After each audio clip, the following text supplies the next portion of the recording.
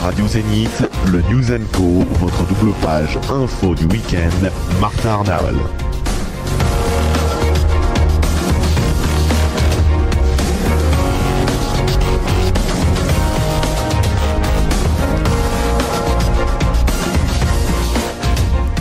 Bonjour à tous, je suis très heureux de vous retrouver pour une nouvelle aventure sur radio-zenith.com. Désormais tous les samedis après-midi, je vous rejoindrai entre 16h et 18h avec l'ensemble de mon équipe pour analyser ensemble l'actualité de la semaine.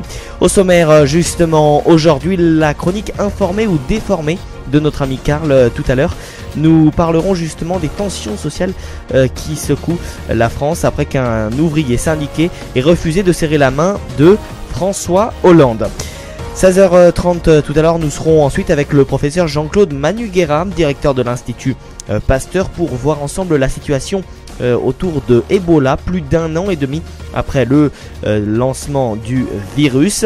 À 17h, le journal de l'économie présenté par Grégoire Lenné, suivi de la semaine musicale de Lucas Belin. À 17h30 tout à l'heure, je serai avec Mehdi Kemoun, secrétaire délégué de la CGT chez Air France, pour faire le point sur la situation.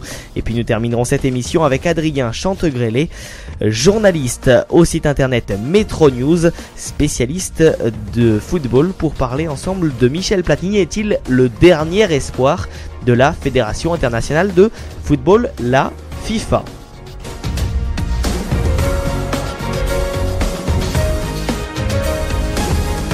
16h, 18h, le News & Co sur Radio Zénith. Mais tout d'abord, donc, on va commencer par revenir sur les principaux titres de l'actualité de cette lourde semaine, à commencer, et je vous le disais donc dans le sommaire, par Air France qui a mis à pied les 5 salariés poursuivis pour les violences commises contre des dirigeants de la compagnie ce jeudi. Placés en garde à vue en début de semaine, ils seront jugés le 2 décembre pour violences aggravées.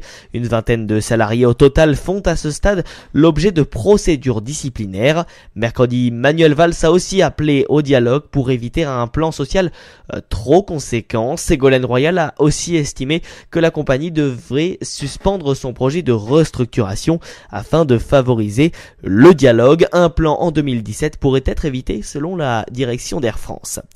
Bientôt, un nouveau membre en moins au gouvernement. Le ministre de la Défense Jean-Yves Le Drian doit annoncer sa candidature aux prochaines régionales comme tête de liste socialiste en Bretagne.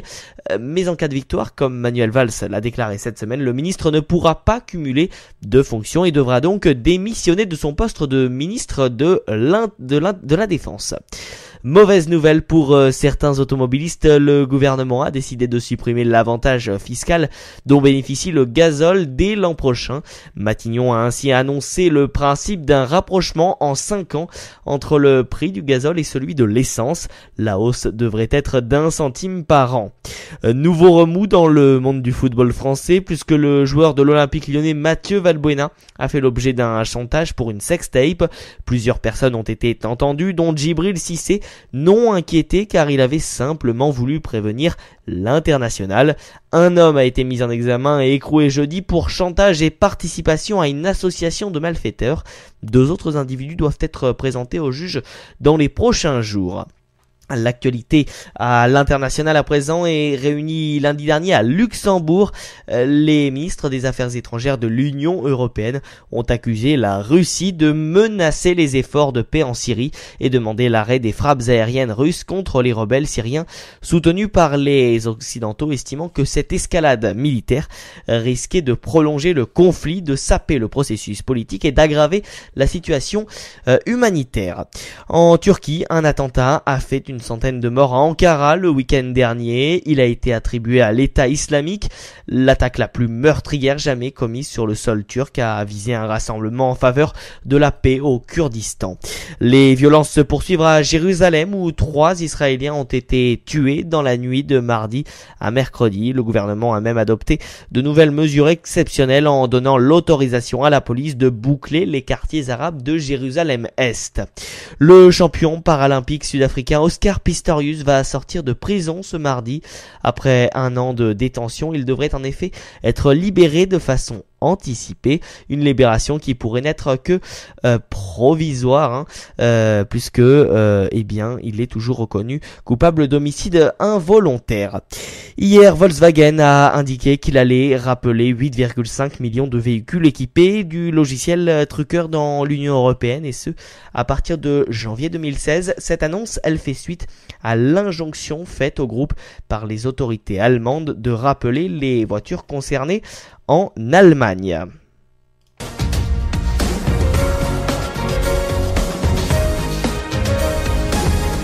16h, 18h, le News & Co sur Radio Zénith. Informé ou déformé, Karl. Et c'est à présent à 16h15, la chronique informée ou déformée avec Karl. Bonjour Karl. Bonjour mon cher Martin, comment allez-vous ? Heureux sur Radio Zénith ? Très très heureux et tout va très bien. Alors que nous proposez-vous dans cette première de informé ou déformé ? Alors cette semaine, pour cette première chronique d'informé ou déformé, je vais essayer de comprendre pourquoi les Français n'aiment plus les hommes politiques et pourquoi ils ne les respectent plus. Intéressant. Alors pourquoi les Français n'aiment-ils plus leurs hommes politiques ? Cette semaine a été marquée par un nouvel acte de défiance d'un représentant du peuple. Un vrai, non élu, vis-à-vis d'un autre représentant du peuple, lui élu au suffrage universel à la plus haute fonction de la Ve République, président de la République, dont on se demande s'il comprend quel est le sens de son mandat. Donc, Sébastien Benoît, chaudronnier, charpentier à STX, a refusé de serrer la main du chef de l'État mardi lors de sa visite sur les chantiers navals de Saint-Nazaire. Geste d'humeur, geste de protestation qu'il a qualifié de geste naturel. De son côté, François Hollande a essayé de rester digne en faisant fi de cette main qui lui était refusée. Est-ce la première fois que cela arrive à François Hollande, Karl ? Non, bien sûr. Ça n'est pas la première fois. Internet moque et foisonne de ses poignées de main manquées avec les grands de ce monde. Mais cela est plutôt dû à sa gaucherie naturelle qu'à d'autres choses. Et pourquoi ce geste, Hollande justement, est-il le seul auquel cela est arrivé ? Non, bien sûr. On se souvient tous du très célèbre « Casse-toi, pauvre con », éructé par Nicolas Sarkozy, alors président de la République, lors de sa visite officielle au Salon de l'Agriculture le 23 février 2008. Un vrai manque de classe. Mais dans ce gouvernement, Manuel Valls aussi a subi le même affront de la part d'un pompier qui l'avait mis fort en colère. Oui, mais alors justement, pourquoi ce geste de ne pas serrer la main ? La valeur symbolique de la poignée de main dépasse de très loin l'accomplissement de la prescription élémentaire du savoir-vivre des civilisations occidentales. La signification de la poignée de main, geste du contact par excellence, que l'on peut observer chez certaines des peuplades les plus éloignées de notre culture, telles les peuplades de la Nouvelle-Guinée, s'est imposée au monde entier. Dépassant le cadre des manifestations officielles, on voit maintenant des businessmen japonais et chinois qui représentent des peuples farouchement hostiles à tout attouchement public, tendre à leur interlocuteur européen de larges et accueillantes mains. Un comportement analogue a été observé chez les chimpanzés. Le singe de rang inférieur tend la main vers son supérieur hiérarchique, paume au-dessus, jusqu'à ce que l'autre y pose la sienne. Ce geste est probablement à l'origine de la poignée de main. Donc, la poignée de main est un geste millénaire qui établit un contact social, un dialogue et marque aussi un respect mutuel. C'est ce respect que refusent les gens à ces hommes politiques. Et pourquoi leur refusent-ils ce respect ? Tout simplement parce qu'ils pensent qu'ils ne le méritent pas. Vous souvenez-vous, mon cher Martin, d'un élève que vous n'aimiez pas ? Oui, exactement. À quoi ressemblait-il ? On pouvait dire que c'était justement quelqu'un qui, dans la classe, voulait se faire bien voir auprès des profs. Ah, était-il hypocrite ?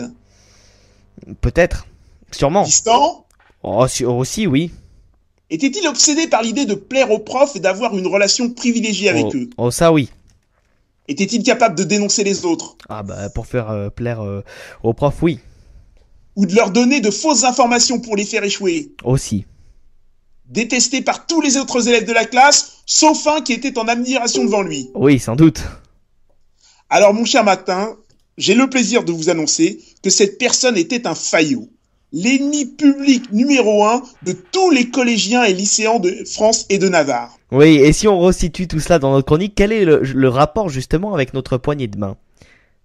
Aimiez-vous serrer la main de ce Fayot? Sûrement pas. Voyez-vous où je veux en venir? Oui, plus ou moins.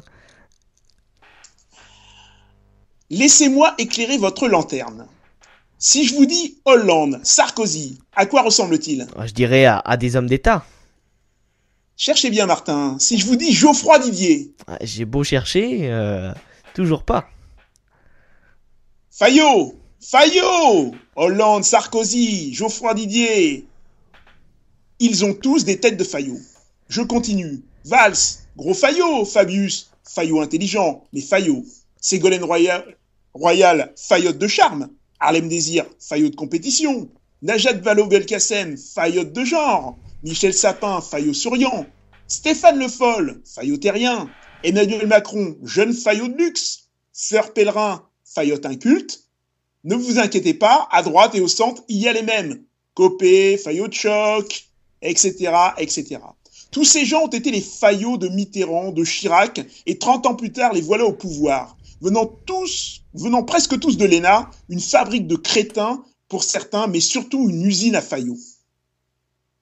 Mais je manque à tous mes devoirs. J'oublie de définir ce qui est un Fayot, même si on peut en voir les contours avec les noms des personnalités que j'ai citées.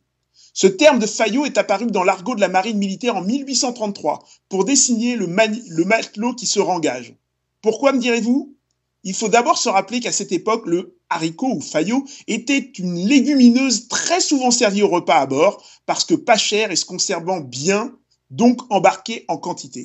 Ensuite, le marin, ne sachant rien faire d'autre ou bien aimant réellement son métier et la discipline qui s'y rattache, ne faisait en général que de se rengager dès son contrat précédent terminé et une opportunité d'embarquement ouverte. On a donc, par plaisanterie, considéré qu'il revenait à bord aussi souvent que les Fayots revenaient au menu, ce qui explique ce surnom. Ensuite, ce terme s'est étendu à tout militaire se rengageant en y ajoutant un soupçon de mépris. Si tu te rengages et que tu respectes ou appliques la discipline avec autant de rigueur, c'est certainement pour plaire au gradé et obtenir quelques faveurs en échange.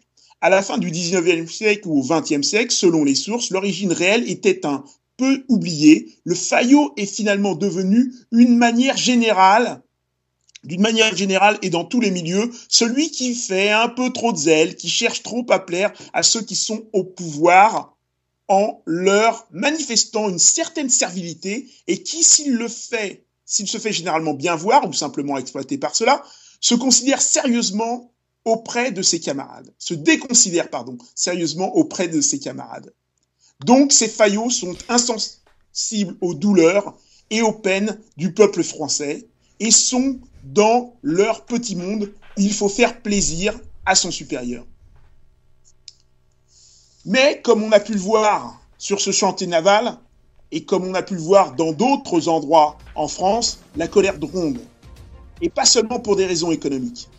Mais je reviendrai très certainement sur d'autres détails de la colère qui gronde. Peut-être qu'un jour, un conseiller de ces femmes et hommes politiques un peu moins faillots que les autres pourra répondre à la question posée par son supérieur de ministre. Est-ce une révolte? Non, monsieur le ministre. C'est le début d'une révolution. Informé ou déformé, vous connaissez donc désormais la chronique présentée par Karl. Merci beaucoup Karl pour toutes ces précisions et à la semaine prochaine pour un nouveau informé ou déformé. Merci beaucoup, à la semaine prochaine. Radio Zénith, le News & Co, votre double page info du week-end, Martin Arnaol. Jean-Claude Manuguera est à présent avec nous. Bonjour. Bonjour. Vous êtes virologiste responsable de la cellule d'intervention biologique d'urgence de l'Institut Pasteur. Et avec vous, nous allons parler d'Ebola. Où en est-on en effet, puisque cela fait donc plus d'1 an et demi que le premier cas de la maladie a été détecté en Guinée en mars 2014. Une épidémie d'ampleur sans précédent puisque celle-ci a ravagé 3 pays d'Afrique de l'Ouest. Et visiblement, les choses avancent, puisque le 7 octobre dernier, l'Organisation mondiale de la santé Santé a confirmé qu'aucun nouveau cas n'a été notifié durant la première semaine d'octobre. Jean-Claude Manuguera, où en est véritablement la progression de l'épidémie et que signifie justement cette déclaration de l'OMS? Alors en fait, l'épidémie, heureusement, est dans une phase qu'on pourrait dire terminale, même si on va rediscuter effectivement du fait de savoir si le virus a bien disparu de la population humaine ou pas. Évidemment, la situation a été bien pire entre le mois de juillet 2014 et le début de l'année 2015, où en fait on a eu un grand nombre de cas. Comme vous l'avez rappelé, c'est une épidémie sans précédent puisque on en est au 14 octobre à peu près 28 500 cas, dont 11 300 décès environ. C'est du jamais vu puisque la plus grosse épidémie des 25 épisodes précédents de maladies à filovirus, c'est-à-dire qu'il y en a deux, il y a Ebola et Marburg, avait été en Ouganda en 2000 de 425 cas. Vous voyez, on n'est pas du tout dans la même échelle. Et effectivement, c'est la première fois non seulement que le virus s'attaque à 3 pays, mais en même temps qu'il a gagné les capitales de ces 3 pays avec plusieurs millions de personnes. Donc on est là dans une situation maintenant où nous sommes à la croisée des chemins pour savoir si le Ebola disparaîtra de la population humaine et ressurgira un jour à partir de son réservoir animal, ou si le virus va rester de manière durable dans la population humaine, s'affranchissant ainsi de sa localisation géographique qui est liée à son réservoir animal. Donc pour l'instant, effectivement, lorsque vous parliez de l'annonce faite la semaine dernière à propos de la première semaine d'octobre qui n'avait eu aucun cas dans les 3 pays, il faut attendre plus que ça, puisque en fait, il faudrait qu'on ait 42 jours sans cas pour déclarer l'épidémie terminée. Mais nous savons maintenant que il y a des personnes qui font des rechutes, et donc ceci est particulièrement inquiétant parce qu'en fait, ceci pourrait maintenir le virus dans la population humaine et de manière indépendante de son réservoir, encore une fois. Et oui, on l'a notamment appris ce vendredi, 2 nouveaux cas ont été détectés en Guinée. Oui, alors il y a les nouveaux cas en Guinée et puis il y a le cas de l'infirmière écossaise qui avait été en Afrique sur le terrain et qui fait une rechute véritable de son virus plusieurs semaines après. Oui, contaminé. On savait. Contaminé puis déclaré guéri en janvier, avant cette rechute mercredi. Justement, ce cas est-il préoccupant? Alors effectivement, ce cas est rare, comme le dit l'Organisation mondiale de la santé, rare, mais c'est préoccupant avec une autre préoccupation et que en fait, il y a beaucoup de personnes qui ont survécu à cette maladie, environ 17 000 personnes. Et ce que nous savions déjà, c'est qu'en fait, on retrouve du virus actif dans le sperme avec une possibilité de transmission sexuelle de ce virus qui, on le savait avant, pouvait avoir lieu jusqu'à 60 jours après la fin des symptômes. Et il semblerait que le virus puisse être détecté encore plus longtemps que ça, jusqu'à 90 jours. On ne sait pas très bien si les personnes sont contagieuses. Donc, on est là dans une configuration qu'on n'avait jamais connue, c'est-à-dire qu'on a des excréteurs qui sont guéris et qui peuvent donc transmettre leur virus lors de rapports sexuels avec un danger plus de transmission homme-femme que l'inverse. Donc, le cas de l'infirmière, mais également les cas qui sont décrits de persistance donc du virus dans certains fluides organiques était effectivement préoccupant parce que c'est la possibilité du virus de s'installer définitivement dans l'espèce humaine de manière indépendante de son réservoir. Je dirais que dans les 2 scénarios, on a un scénario HIV, c'est-à-dire que le virus en fait s'installe chez l'homme et en fait circule de manière indépendante du réservoir et donc peut atteindre toute la planète, d'une part, et le scénario positif qui est le scénario du SRAS, je ne sais pas si vous vous souvenez de la pneumopathie atypique, le syndrome respiratoire aigu sévère qui lui a pu être éradiqué de l'espèce humaine. Donc je ne sais pas vers quel scénario nous allons évoluer maintenant. Depuis début avril 2015, un essai clinique évalue également un candidat vaccin contre ce virus. Un vaccin justement est-il à 100% efficace pour stopper l'épidémie et ces essais vaccinaux se poursuivent-ils? Alors, En biologie, il n'y a jamais rien à 100%. Donc, de toute manière, la réponse est non, il n'y a pas de vaccin efficace à 100%. Ensuite, il est clair que l'essai vaccinal qui a été fait n'aurait pas pu être fait avant, puisque il a inclus environ 4000 personnes, donc c'était impossible dans les épidémies suivantes, puisque comme je vous l'ai dit, la plus grosse avait 425 cas, et les résultats ont été excellents, puisque toutes les personnes qui ont été vaccinées peu de temps après leur contact direct ou indirect avec un malade confirmé d'Ebola, toutes ces personnes-là ont été protégées par le vaccin et n'ont pas fait de symptômes. Alors, c'est 100% des gens qui ont été vaccinés, mais c'est pas 100% d'efficacité sur le terrain, puisque, en fait, étaient exclus des essais cliniques, comme d'habitude, les personnes, les jeunes de moins de 18 ans et les femmes enceintes. Donc, on descend sur l'efficacité vaccinale dans la population générale à 75%. 75%, ça peut être assez pour empêcher le virus de circuler. C'est ce qu'on appelle l'immunité de troupeau. Et effectivement, il faut atteindre un taux de protection de ce niveau-là pour arrêter la circulation du virus.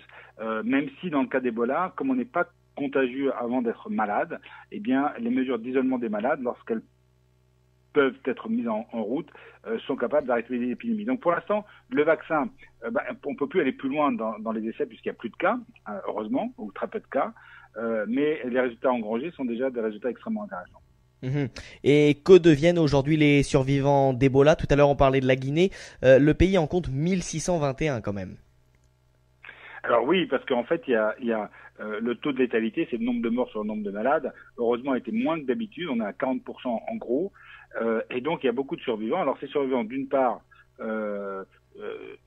subissent un peu le stigmate de leur maladie, hein, c'est le cas dans certaines maladies, les survivants ou ceux qui ont été porteurs du virus sont un peu stigmatisés, donc il y a une composante sociale, des séquelles sociales, on va dire, de ces infections, et puis on sait que certains ou certaines développent des complications qui sont des complications qui sont consécutives à l'infection, notamment des complications oculaires. Donc ça va être extrêmement intéressant de pouvoir suivre les survivants parce qu'on ne sait pas très bien ce qu'ils vont devenir et en tous les cas si des séquelles vont se déclarer dans certains cas à distance de l'infection.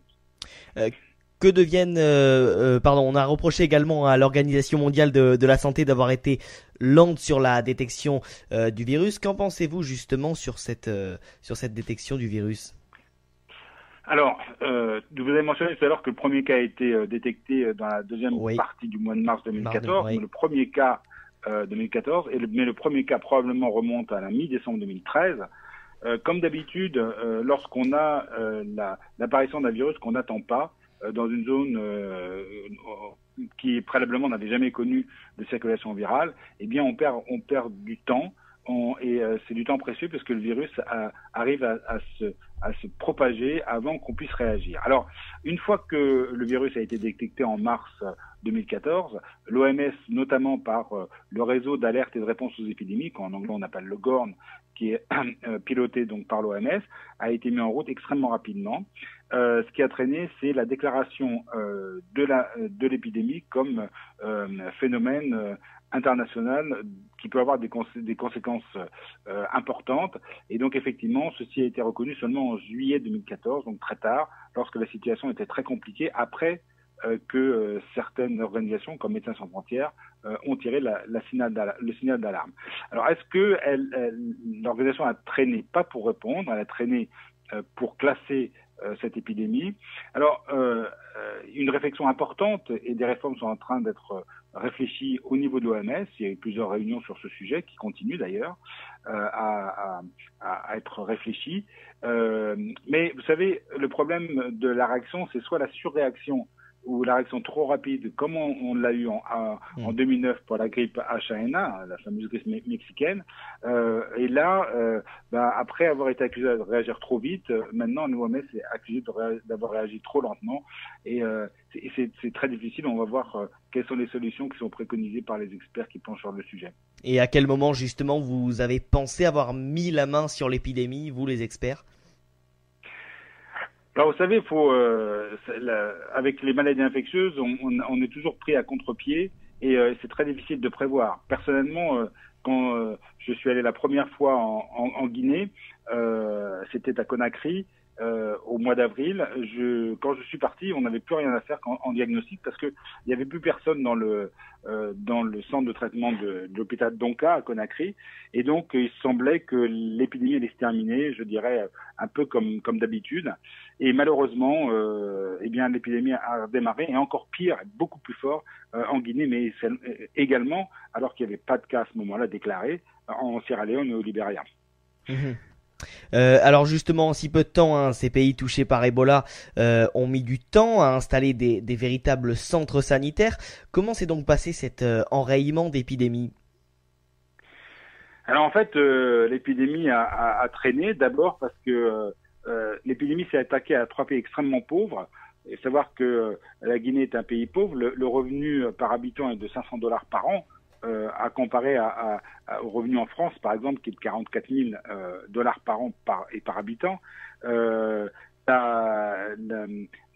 Sénégal, par exemple, qui est un pays d'Afrique limitrophe de la Guinée, c'est le double de ce qu'est la Guinée, c'est $1 000 par an et par personne. Donc, ça est arrivé dans des pays qui ont des revenus très faibles, des pays qui ont, il n'y a pas si longtemps, connu des désordres politiques qui fait que l'État a été discrédité, et aussi que le système de santé était pratiquement inexistant. Donc l'épidémie a éclos dans des pays extrêmement vulnérables, et donc la difficulté pour ces pays a été de mettre en place des ripostes, et évidemment c'était pas possible de le faire sans l'aide internationale, qui a mis un peu de temps à arriver. Eh oui, c'est sûr. Alors aujourd'hui, au jour d'aujourd'hui, l'Organisation mondiale de la santé dit encore prudence. Comment être certain que dans le monde, il n'y a pas de nouveaux foyers d'Ebola? Alors pour l'instant, les autres pays, à part les 3 que j'ai cités, Libéria, Sierra Leone et Guinée, qui ont été touchés par le virus, ont réussi à contrôler la chaîne de transmission. C'est le cas du Nigeria, mais c'est le cas aussi du Mali, par exemple, et du Sénégal.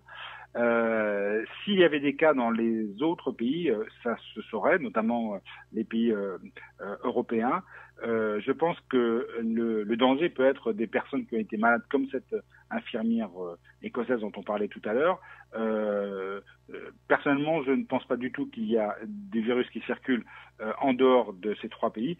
Maintenant qu'il reste du virus, notamment en Guinée, c'est assez probable, et il faut vraiment ne pas relâcher la pression jusqu'à ce qu'on soit sûr qu'il y ait 0 cas, et surveiller les convalescents, les 17 000 convalescents, enfin guéris, pardon, qui peuvent être de nouvelles sources d'introduction du virus dans le reste de la population. Quant aux principales leçons à tirer de l'épidémie, quelles sont-elles, Jean-Claude Manhuguera? Alors les leçons, je pense qu'il va falloir un peu de temps pour tirer les leçons, que l'épidémie soit complètement terminée, pour savoir si vraiment elle se termine. Les leçons, c'est que dans les maladies virales, que ce soit sur le plan individuel, dans le traitement des individus, ou au niveau de la population, dans le traitement de l'épidémie, l'attente coûte très cher. Plus on soigne tôt, et plus on a des chances de se débarrasser du virus. Encore une fois, c'est vrai pour le traitement individuel comme pour la lutte contre les épidémies. Ce dont on s'est aperçu, c'est que dans les pays où il n'y a pas de système de santé qui sont forts, eh bien l'épidémie peut continuer, parce que quand vous avez, je dis, c'est une grande chance, comme pour le SRAS, c'est que on n'est pas contaminant avant d'être malade en général. Dans la grande majorité des cas, ce qui veut dire que les mesures d'isolement sont efficaces. Le problème, c'est qu'il faut pouvoir repérer ensuite tous les contacts de ces personnes. Et une personne qui a 60 contacts, il faut suivre ces contacts pendant 21 jours. Et dès que quelqu'un est malade, de pouvoir identifier que cette personne est malade, faire un test pour voir si le virus est là ou pas. Et ça, c'est extrêmement compliqué. Ça demande beaucoup de personnel, du personnel formé, et ça demande aussi des moyens pratiques, notamment des voitures et des motos et des mobylettes pour aller se déplacer dans les villages ou dans les quartiers pour repérer les cas. Donc ce qui est clair, c'est que la réponse dans ces cas-là doit être massive, et également il faut pouvoir se préparer à tout. Malheureusement, on ne sait pas le faire encore, et on risque de se faire surprendre de nouveau par l'attitude des virus et des épidémies qu'ils causent, qui sont quelquefois inédites, ces attitudes, et qui ne permettent pas de pouvoir réagir convenablement. Aussi un des enseignements, c'est que on a été très content d'avoir, malheureusement pas assez en cette grande quantité, le ZIMAP, comme disent les Américains, qui est un cocktail de 3 anticorps monoclonaux, qui est très efficace pour lutter contre la maladie, et donc fruit, comme le vaccin dont on a parlé tout à l'heure, de la recherche. Malheureusement, la recherche sur ces virus est peu active dans le monde pour plusieurs raisons, notamment parce qu'il y a d'autres priorités. Faut savoir que lorsque le nombre de morts d'Ebola a cumulé depuis 1976, depuis la première épidémie naturelle, n'a rien à voir avec le nombre de morts de grippe banale chaque année dans le monde. Donc il y a aussi des priorités. Et puis l'autre raison, c'est que ces virus sont extrêmement dangereux, ça demande des installations extrêmement coûteuses qui existent dans peu de pays et qui revient très très cher. Donc ça aussi c'est une leçon à tirer, c'est-à-dire qu'il faut continuer à chercher. D'ailleurs, à l'Institut Pasteur, nous allons continuer à étudier ce virus parce que il y aura d'autres, soit le virus va s'installer, soit il y aura d'autres épidémies. Et plus on en sait et mieux on sera armé, même si encore on ne pourra jamais tout prévoir.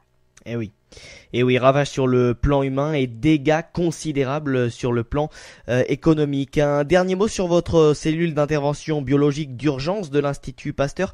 Sur quoi porte exactement celle-ci ? Alors nous avons été créés en 2002, donc à peu près 13 ans, sous l'impulsion de la Direction générale de la santé, du ministère de la Santé et par la Direction générale de l'Institut Pasteur. Et notre mission, c'est de détecter la menace lors d'événements qui sont soit naturels, comme les épidémies, ou les accidents industriels, par exemple, ou alors les actes malveillants dus aux bioterroristes.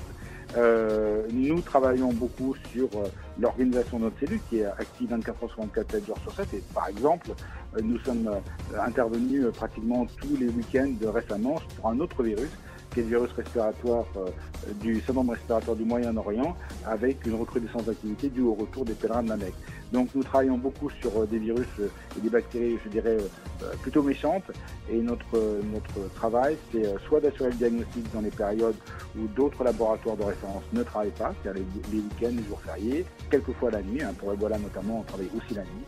Et à côté de ça, nous sommes dans une unité de recherche qui s'appelle Environnement à risques infectieux, où là on mène des travaux. On commence des travaux actuellement sur Ebola en dehors du diagnostic sur lequel nous travaillons déjà, et nous travaillons également en termes de recherche sur les virus grippaux. Passionnant. Merci beaucoup Jean-Claude Manuguera, donc de l'Institut Pasteur. Merci d'avoir accepté notre invitation. Affaire à suivre donc. Affaire à suivre et merci de votre invitation. Merci d'être à l'écoute de Radio Zénith. Il est 17h et vous êtes en plein cœur du News & Co. Radio Zénith, le News & Co, votre double page info du week-end, Martin Arnaud.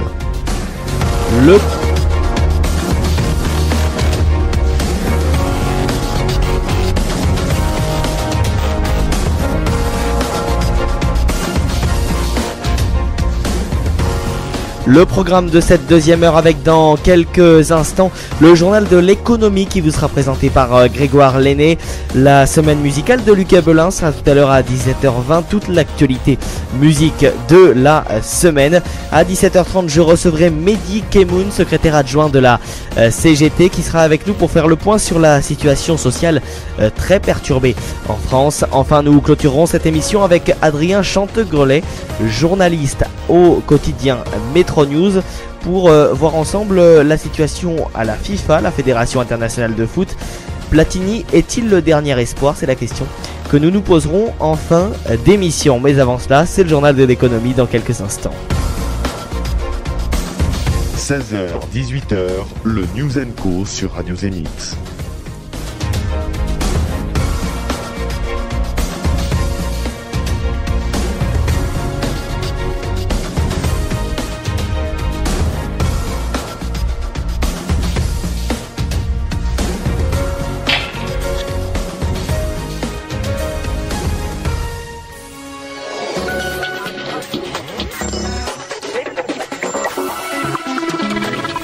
Journal de l'économie. Et c'est Grégoire Lenné qui nous a rejoint. Bonjour Grégoire.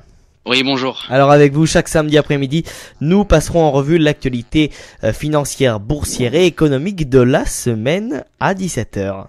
C'est cela. Alors c'est à vous. Alors, tout d'abord, pour ceux qui s'intéressent de façon plus précise à la bourse et à l'investissement en général, je vous invite, si vous le pouvez, à aller au Salon Actionnariat qui aura lieu cette année, les 20 et 21 novembre 2015. 2 journées consacrées à la découverte de la bourse, des marchés financiers et de l'investissement au Palais des Congrès de Paris, durant lesquels vous pouvez rencontrer les dirigeants des entreprises et bénéficier de plus de 250 experts financiers. Mais en France, sur le CAC 40, la solide performance trimestrielle de Carrefour a été ressentie par le marché, qui a propulsé la valeur en hausse de 6,6% à 28,98 €. Pour continuer sur la progression des titres, la marque française de luxe Christian Dior a réalisé sur la période trimestrielle du 1er juillet au 30 septembre 2015 des ventes de plus de 9 milliards d'euros, en hausse de 16% par rapport à la même période un an plus tôt. Et parlons un peu de musique. La société de streaming musical très connue Deezer prépare son arrivée en bourse de Paris, prévue le 30 octobre prochain. Alors, le patron d'Iliad, Xavier Niel, figure également parmi les détenteurs d'actions Deezer. Il en possède 22 331, soit 3,69% du capital. Il avait investi en 2009 250 000 € auprès des fondateurs, en échange de 20% du capital, aujourd'hui évalué à 1 milliard d'euros, ce qui signifie que Xavier Niel a multiplié sa mise par 150. Alors en Chine maintenant, Alibaba, le géant chinois du e-commerce, a annoncé son intention d'acquérir Youku To-Do, une société qui gère une plateforme chinoise de vidéos en streaming, l'équivalent chinois de YouTube. La transaction valoriserait la société à plus de 5 milliards de dollars. La proposition représente également une prime de 30% par rapport au dernier cours de l'action Youku To-Do sur le New York Stock Exchange.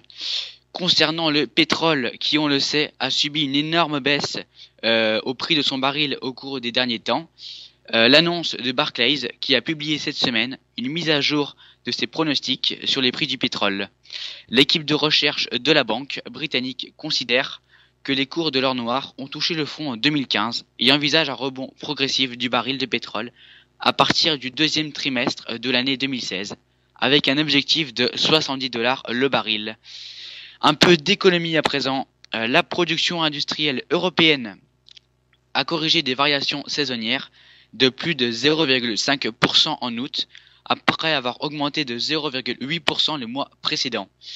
Sur un an, la production progresse donc de 0,9% contre une hausse attendue de 1,8%. Le prix à la consommation française ont reculé de 0,4% en août et septembre, une contraction ramenée à moins 0,1% en tenant compte de la correction des variations saisonnières. Comerica, la firme américaine de Dallas fournissant des services financiers aux États-Unis, a publié ses résultats du premier trimestre. Les bénéfices sont de 136 millions de dollars contre 154 millions de dollars un an auparavant. Le bénéfice par action a donc baissé, qui ressort à cette année 0,74 $ par action contre 0,82 $ un an plus tôt. Et pour finir, le cours du baril de pétrole donc est de 47,26 $, donc toujours en baisse. Le kilo d'or en baisse également à 33 010 €. Le CAC 40 quant à lui a clôturé en hausse vendredi de 0,54% à 4702,79 points. Et le Dow Jones, le principal indice boursier américain, en hausse également de 0,43% à 17 215,97 points. Voilà. Merci beaucoup Grégoire pour toutes ces précisions autour de l'actualité économique, financière et boursière. Et on vous retrouve naturellement samedi prochain pour de nouvelles actualités. À samedi prochain.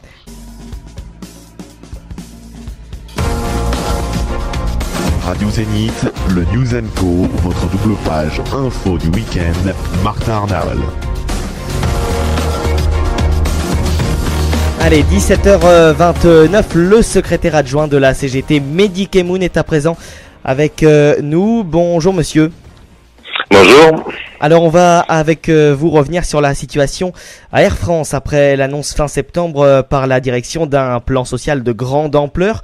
Comment réagissez-vous à l'arrestation de 10 salariés Air France accusés de violence contre des vigiles et de cadres de l'entreprise?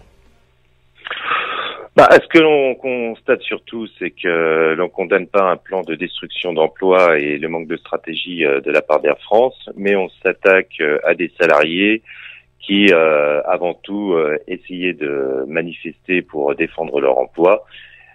Et effectivement, il y a eu un mouvement de foule et les choses ont pu dégénérer. Mais voilà, le fond de la question, nous, à notre sens, on n'est pas là pour parler d'une chemise. Et entre une chemise et la perte d'emploi, on a vite fait le choix. Donc voilà, pour nous, la justice est en cours. Il y a une enquête qui a été diligentée. Il y a des passages devant le tribunal qui auront lieu le 2 décembre. Voilà, on laisse la justice suivre son cours. Mais nous, on demande tout de même qu'il y ait un abandon des poursuites. On insiste sur cette question. Et également qu'il n'y ait pas de sanctions, puisque sanctionner, finalement, ça ne favorisera pas le retour au dialogue social. Ça créera des tensions au sein de l'entreprise. Et nous, notre rôle avant tout en tant qu'organisation syndicale, c'est de transformer la violence en revendication pour que l'on puisse avoir par la suite un véritable dialogue dans cette entreprise. Alors la direction d'Air France, elle prévoit, et c'est là le principal problème, elle prévoit de supprimer 2900 emplois. Quelle solution alternative leur proposez-vous?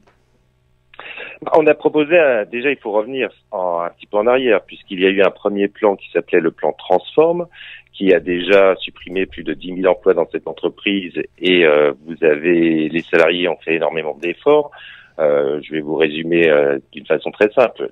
Avec le plan Transform, les salariés travaillent un mois de plus pour le même salaire. Donc on peut dire qu'ils ont fait énormément d'efforts. Et la direction d'Air France leur proposait un nouveau plan qui s'appelait le plan Perform. Et ce plan Perform devait être un plan de stratégie, d'investissement, un plan de développement. Aujourd'hui, on nous dit il n'y a pas de développement, il y a nécessité de refaire encore des économies. Donc les salariés ne comprennent pas, on leur a menti, ils ont énormément travaillé pour arriver à ces résultats. Il ne faut pas oublier tout de même que les résultats de l'entreprise seront positifs cette année au niveau du résultat d'exploitation. Donc, il n'y a pas de cohérence dans le plan qui est mis en place par cette entreprise, et c'est là tout le problème. Les problèmes sont multiples pour cette entreprise. Ils sont dans un environnement concurrentiel qui est complètement non loyal. Il y a un État qui est complètement absent avec une absence de politique du transport. Donc voilà, il faut pas oublier que sans Air France, la France aura du souci à se faire, puisque Air France est tout de même 1,4% du PIB français, et un emploi Air France en génère 5.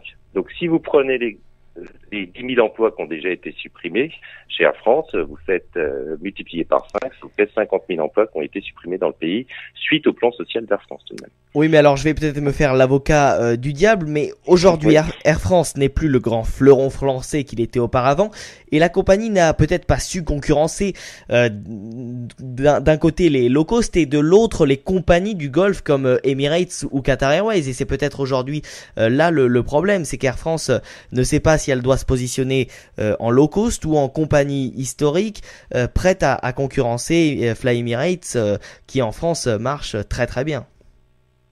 Oui, mais il est là tout le problème, c'est que suite à la déréglementation du transport aérien dans les années 90, vous avez eu l'apparition quelques années plus tard donc des compagnies low cost. Et il faut pas oublier que ces compagnies low cost sont avant tout des compagnies qui sont subventionnées par des fonds publics. Si on prend l'exemple de Ryanair, en 2012, Ryanair reçoit 795 millions d'euros de subventions publiques pour un bénéfice de 500 millions d'euros. Donc vous voyez déjà qu'il y a quand même une problématique dans le fonctionnement de cette entreprise. C'est une entreprise qui fonctionne avec des subventions publiques. De l'autre côté, vous avez des compagnies du Golfe qui sont tout de même des compagnies étatiques avec des États qui ont de vraies stratégies de développement de leur transport aérien, qui investissent constamment. Ces compagnies ne payent pas de charges, elles sont subventionnées complètement par leurs États. Donc vous voyez, vous avez une compagnie qui est soumise, Air France, donc qui est soumise à une concurrence qui est vraiment déloyale. Donc on peut dire que Air France n'a pas pu se réformer à un certain moment de son époque, mais encore faudrait-il qu'il puisse se réformer dans un cadre qui soit concurrentiellement équitable et non faussé. Il est là tout le problème aussi. Donc vous aujourd'hui vous pensez que par exemple la concurrence amenée par les compagnies du Golfe est déloyale du fait notamment de leur argent qu'ils peuvent sortir on va dire de manière illimitée. Tout à fait. D'ailleurs, ils ne publient pas leurs comptes, c'est quand même une chose. Et si vous prenez l'enquête qui a été rendue par les autorités américaines, on s'aperçoit que, oui, ils sont complètement subventionnés et sans ces subventions de leurs États, ils seraient déficitaires. Donc, vous voyez, on nous a dit dans les années 93-94 qu'il fallait à tout prix que Air France ne soit plus une entreprise publique et qu'elle devienne une entreprise privée, puisque si elle ne devenait pas une entreprise privée, il n'y aurait plus aucune compagnie qui souhaiterait faire des alliances avec elle, qu'elle ne pourrait pas se développer, etc., etc.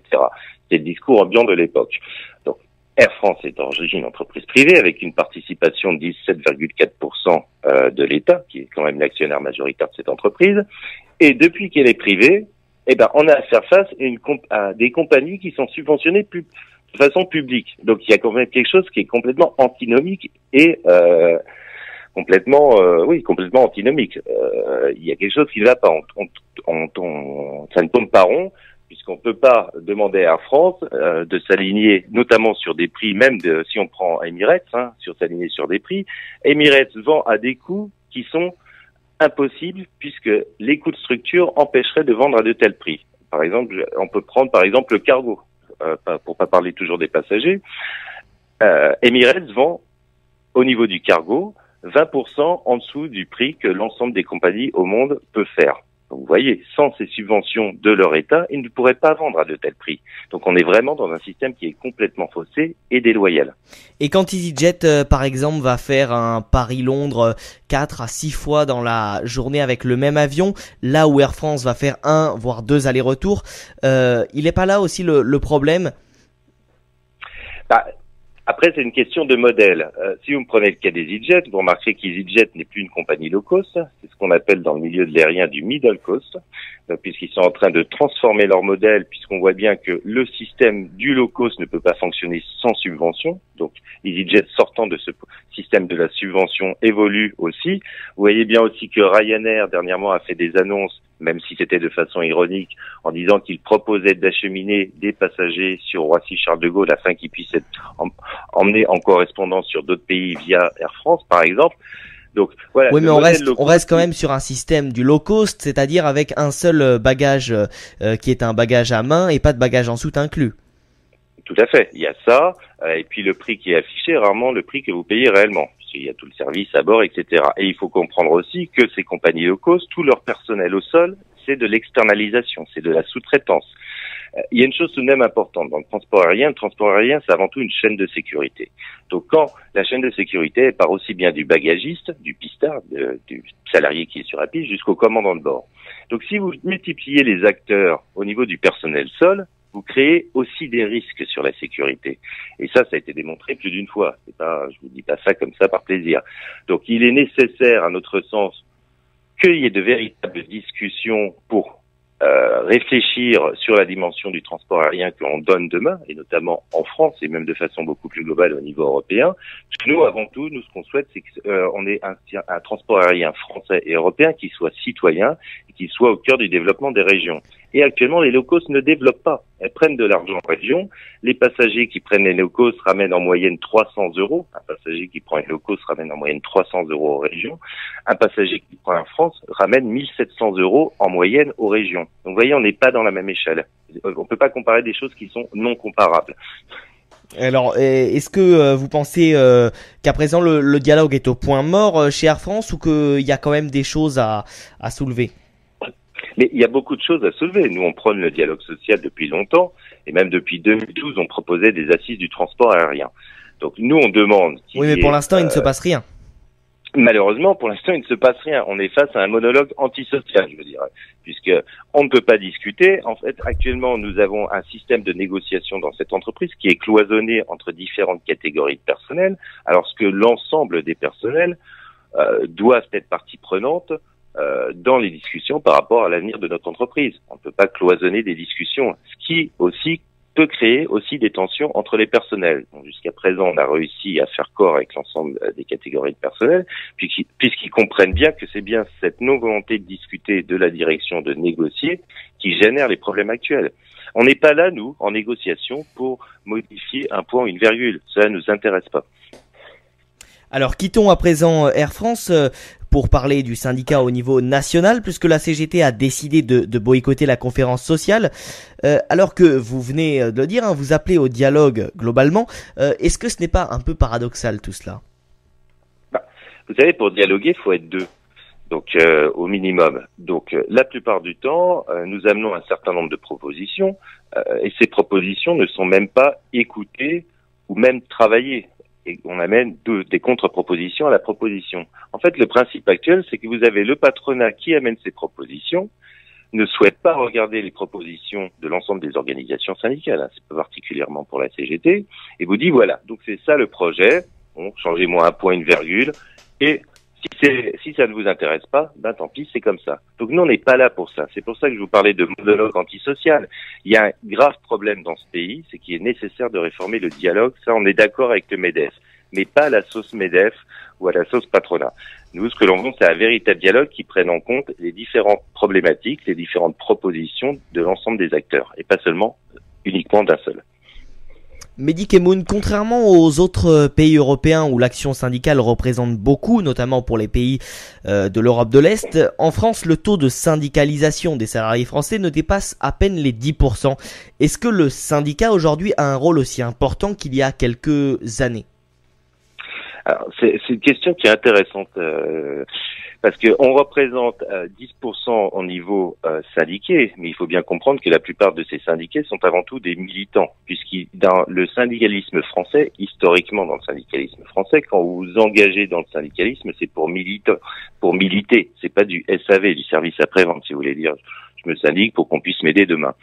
Donc, et par contre, dans les autres pays, c'est du service après-vente, parce que vous êtes obligé de vous syndiquer pour obtenir un certain nombre d'avantages sociaux, puisque ce sont les syndicats dans les pays nordiques notamment qui gèrent un certain nombre d'organismes de sécurité, de chômage, sécurité sociale, chômage, etc.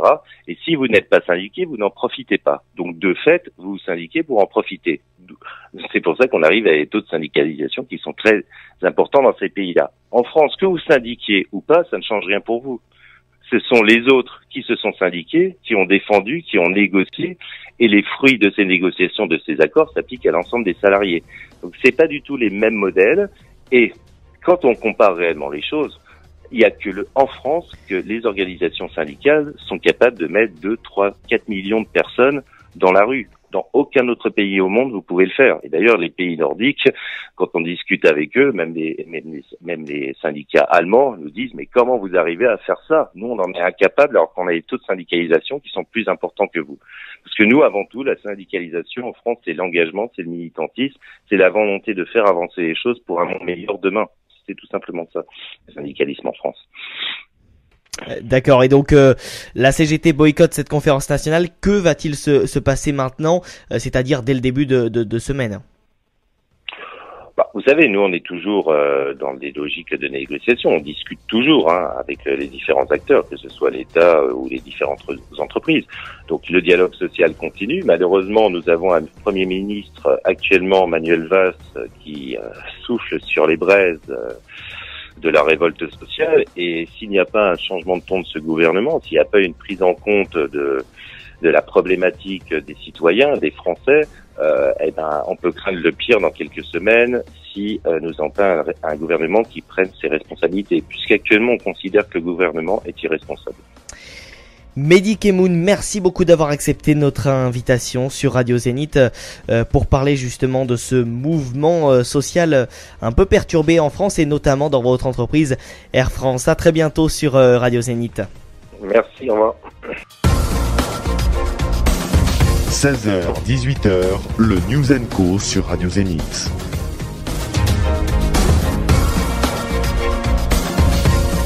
Adrien Chantegrelet, bonjour. Bonjour. Vous êtes journaliste à la rédaction sport du site internet Metro News et vous suivez attentivement depuis le mois de juin l'affaire de corruption Autour du dossier de la FIFA, un rapide rappel des faits. En juin dernier, Sepp Blatter décide de remettre en jeu son 5e mandat. Un Blatter en pleine tourmente visé par une enquête du FBI. Michel Platini, après s'être porté candidat dans la foulée, a été suspendu début octobre pour 90 jours, n'écartant toutefois pas sa candidature à la FIFA.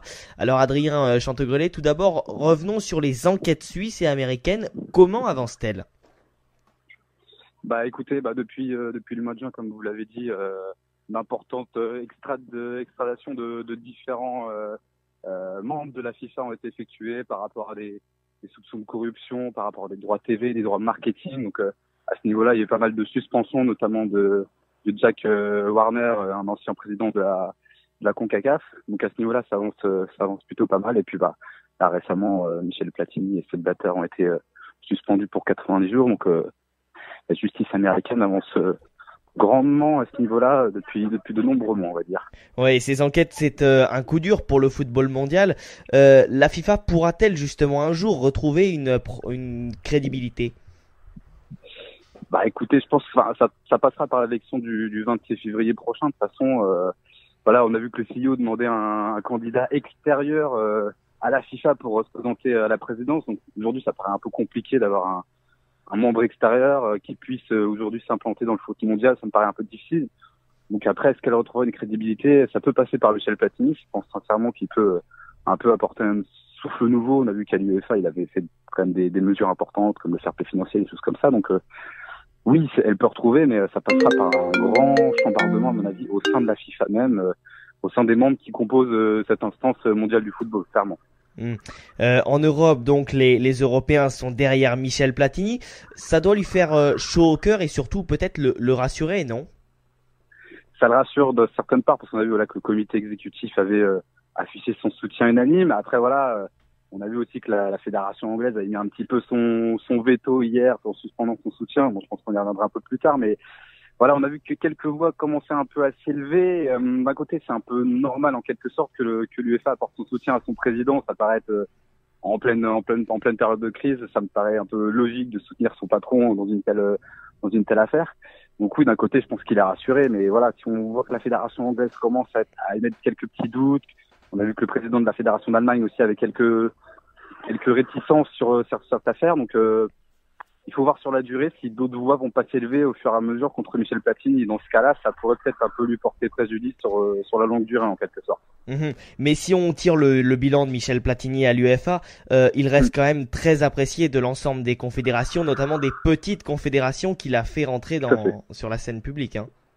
Tout à fait. En Europe, il reçoit un soutien, comme vous l'avez dit, unanime. Il essaye de conquérir aussi quelques voix en Asie où il a des soutiens appuyés malgré la candidature de l'autre du candidat sud-coréen. Donc s'il se présentait à la FIFA aujourd'hui, je pense que en soi il serait l'ultra favori et qu'il aurait aucun souci pour remporter l'élection. Dans le fond du problème, il aurait aucun souci pour remporter cette élection. Après il y a cette suspension, il y a cette affaire avec cette Blatter qui forcément pose quelques interrogations sur le fond du problème. Oui. La fédération anglaise donc a suspendu vendredi son soutien à Michel Platini, vous le disiez tout à l'heure. C'est inquiétant justement pour lui. Il peut y avoir des retombées sur les autres fédérations. On peut se poser la question si, comme la fédération anglaise, c'est quand même une fédération qui pèse à la FIFA, c'est quand même à l'UEFA pardon, c'est quand même c'est pas une petite fédération à l'UEFA. Donc si d'autres éléments sortent, parce que c'est ce qui est ressorti de l'affaire hier. La fédération anglaise a dit que certains éléments étaient ressortis de la réunion du comité exécutif en ayant parlé avec les avocats de Michel Platini. Il y a eu des éléments qui portaient un peu préjudice à Michel Platini. Donc si les autres fédérations ont également quelques échos négatifs à l'encontre du candidat français, ça peut lui poser quelques petits problèmes d'ici quelques semaines. Après, moi j'ai pas la teneur de ces échos négatifs à l'encontre de Platini, mais si ça s'ébruite un peu trop, il faut voir si dans quelques semaines Platini sera toujours légitime pour se présenter à la FIFA, clairement. Et oui, parce que l'UEFA de son côté souhaite que le cas Platini soit vite réglé. Les chances d'élection pour Michel Platini restent quand même grandes, mais il faut faire attention à ce qui va se passer prochainement. Bah exactement. Après voilà, on a vu que la fédération française soutient aussi Platini. Ils ont porté l'affaire devant le TAS, le tribunal arbitraire du sport. Donc ce qui prouve que voilà, eux aussi veulent remettre en cause la procédure actuelle de la suspension de 90 jours de Michel Platini. Donc ouais, il faudra voir sur le long terme ce que donne vraiment cette procédure, cette suspension de 90 jours, si voilà, il sera encore à même de tenir son rôle sur la longue durée tout simplement. Ouais. Comme prévu également, le prince jordanien donc Ali a officiellement déposé sa candidature à la présidence ce jeudi. Lui a-t-il autant de chances que Michel Platini aujourd'hui? Non, je pense pas. On a vu que lors de la dernière élection de la FIFA, quand Blatter était encore candidat, il avait eu finalement que très peu de voix face à un Blatter qui était totalement porté au nu par la FIFA et par les autres confédérations. Donc le prince jordanien en soi, il n'a pas forcément une grande chance de remporter cette élection. Il n'a pas la même notoriété que Michel Platini, il n'a pas la même aura. Aujourd'hui, on voit pas vraiment un candidat qui puisse vraiment bousculer Platini en fait. Aujourd'hui, c'est un peu ça le souci, c'est que il n'y a pas d'autre candidat vraiment légitime à même de faire l'unanimité en fait. Voilà, c'est ça, c'est un peu le souci actuel, c'est qu'il n'y a pas de vrai candidat qui se dégage vraiment du lot. Donc ça c'est un autre problème de fond qu'on verra d'ici l'élection, s'il y a d'autres candidats qui arrivent à amener une candidature crédible d'ici quelques semaines. Eh oui, c'est sûr. En France, notamment, on avait David Ginola, l'ancien international, qui souhaitait se présenter. Il avait déjà essayé justement de se présenter sans que ce soit vraiment concluant. Oui, bah ça ressemblait plus à un coup, on va dire, un peu médiatique, marketing, parce qu'il était soutenu par un sponsor qui a amené énormément d'argent et qui finalement la candidature de Ginola en soi, elle était pas forcément crédible parce que voilà, il avait finalement très peu de chance malgré toute la bonne image qu'il peut dégager, mais il avait très peu de chance au final de se faire élire, et encore moins, je suis même pas sûr qu'il avait les soutiens des 5 fédérations nécessaires pour se présenter à la FIFA, pour se présenter à l'élection de la présidence de la FIFA. Donc si à partir de là on n'a pas déjà les soutiens qu'il faut au niveau international, ça paraît déjà compliqué pour une personne comme David Ginola. Une dernière analyse autour de l'hebdomadaire allemand Der Spiegel, qui a annoncé hier que l'Allemagne aurait versé des pots de vin pour organiser la Coupe du Monde en 2006. L'ancien patron de l'Olympique de Marseille et d'Adidas, Robert Louis Dreyfus, aurait d'ailleurs apporté des fonds. Cette info est-elle vraie selon vous, ou elle vient justement rajouter la fédération allemande, de toute façon, a tout de suite démenti toutes sortes de versements. Enfin, ils ont reconnu le versement des 6,7 millions qui a été prêté par Robert Louis Dreyfus, selon Der Spiegel. Après, la fédération allemande a dit que c'était pas en rapport avec l'attribution de la Coupe du Monde, c'était pour un tout autre motif que de l'attribution de la Coupe du Monde. Après, voilà, évidemment que la fédération allemande n'allait pas dire aujourd'hui oui, on a versé 6,7 millions pour acheter la Coupe du Monde. Donc ils ont tout de suite démenti. Après, c'est sûr que ça fait une affaire de plus à la FIFA, une affaire de plus sur des pots de vin, des choses comme ça. Donc voilà, ça sort pas de nulle part certainement. Donc c'est un peu dramatique en quelque sorte de voir 10 ans plus tard encore de ce genre d'affaires ressortir. Faut voir qu'un homme comme Robert Dreyfus est impliqué là-dedans, c'est un peu étonnant aussi. On s'attendait pas forcément à ce qu'il soit possiblement impliqué là-dedans. Ouais, c'est sûr. D'ailleurs, la Coupe du Monde au Qatar, elle sera donc organisée en hiver. Vous y croyez, vous? Oui, à mon avis, il n'y a pas tellement de solutions pour que ce soit organisé l'été. On a vu les problèmes de chaleur, de température, des choses comme ça qui posent un peu problème. Après, si c'est en hiver, il y aura aussi un problème d'adaptation avec les grands championnats européens. On sait que l'Allemagne et le championnat anglais seront totalement contre le fait de disputer cette Coupe du Monde en hiver. Donc il va y avoir, à mon avis, encore quelques petits remous d'ici 2022 pour s'élever contre l'organisation de cette Coupe du Monde en hiver. Mais après, on n'a pas tellement de solutions pour que cette Coupe du Monde puisse se disputer en été. On a vu qu'en été, ça paraît compliqué. C'est sûr. C'est sûr. Adrien Chantegrelet, merci beaucoup d'avoir accepté notre invitation pour parler de la FIFA. Je rappelle que vous êtes journaliste à la rédaction sport du désormais site internet Metro News. Exactement. Merci à vous en tout cas. C'est très sympa. On peut vous lire donc metronews.fr. Exactement. Merci beaucoup et bonne soirée. Merci à vous aussi. Au revoir.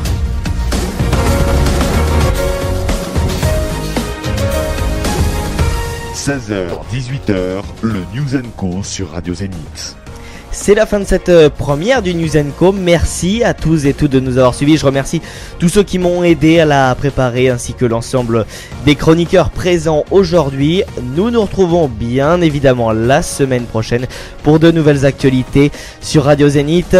Bonne soirée à tous et à samedi prochain. 16h, 18h, le News & Co sur Radio Zénith.